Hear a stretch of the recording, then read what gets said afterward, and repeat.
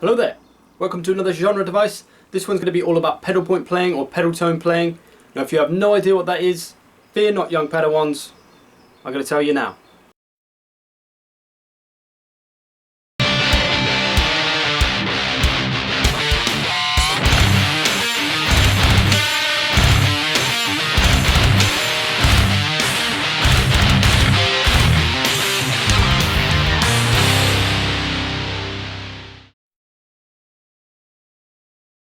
Okay, so a pedal point riff might sound something like this.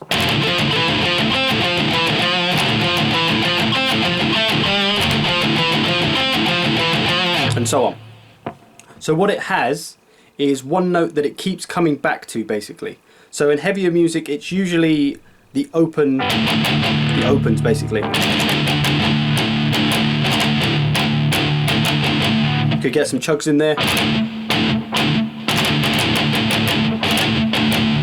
So for a really simple example, let's say I was just doing this. I'm tuned to drop D, by the way, so this is just open D. And then between each of those, I'm going to put a note.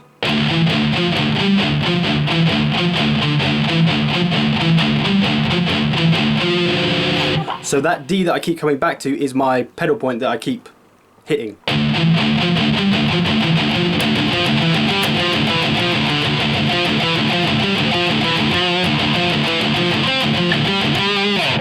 So that's really all there is to it on a simple level. It just then becomes you mixing up the rhythm of the low strings to give it a slightly more exciting feel. So all you need to do is just decide on your pedal note rhythm. So you can have some chugs in there. Let's try and do one.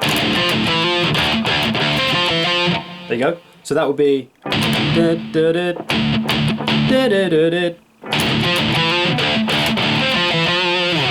So my pedal note rhythm was just, that was it. Just coming back to those Ds over and over again.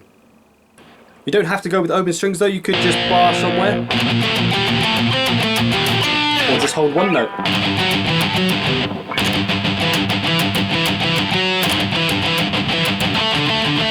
Lots of different options. You could hit some higher notes, do some higher phrases.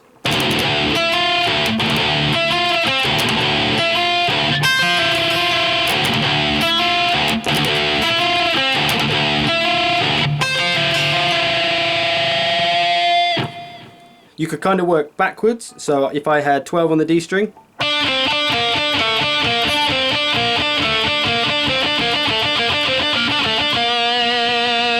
so you can pedal note from anywhere. It doesn't have to be these opens, but they do sound pretty damn cool.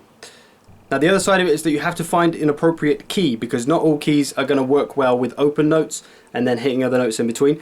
So you need a key that has the open notes in it. So in this case, in drop D, the open note is a D, so I need to have a key that has a D in it.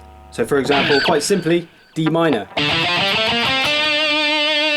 I could use any of the notes in D minor and they will sound good coming after whatever open note I play. So if I play any of those notes in D minor with these opens, they're going to work and they're going to sound right.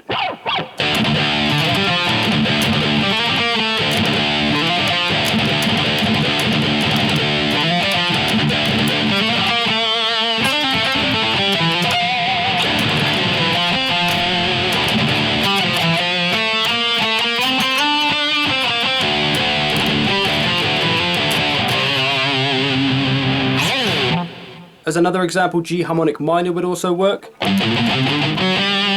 because it has a D in it, the fifth note. That's a D, so if I did that as an open, that's going to work with all the other notes in G harmonic minor.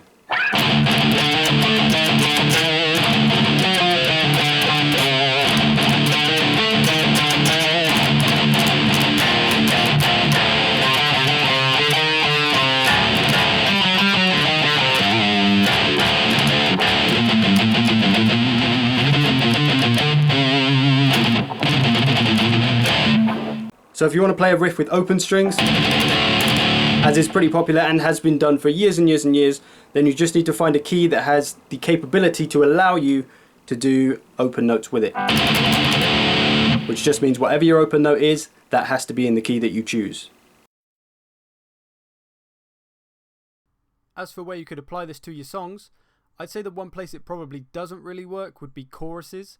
Unless you can move the pedal note around, it's not really going to give you a lot of room for a singer to really work a melody to it. So if you really want to try and use this as a chorus, I'd try and move that pedal note around into 3 or 4 different places and see what you can do. But again, it depends on the style of music. It might work just staying in the same place in some kind of music, but for the most part, probably not best for choruses. Everywhere else though, intros, verses, you could get some really nice bridges out of it, all over the place. Harmonizing is also a good way to go. If you have 2 guitar players, if you're both playing pretty much the same riff, except one of you is playing the harmony of the other one, maybe a minor third harmony is always good, and that can sound really awesome as well.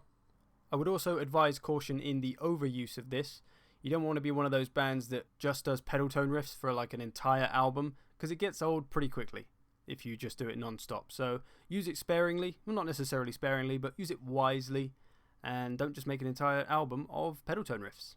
That's just my personal opinion. Of course, this is music. There are no rules. You can do whatever the hell you want.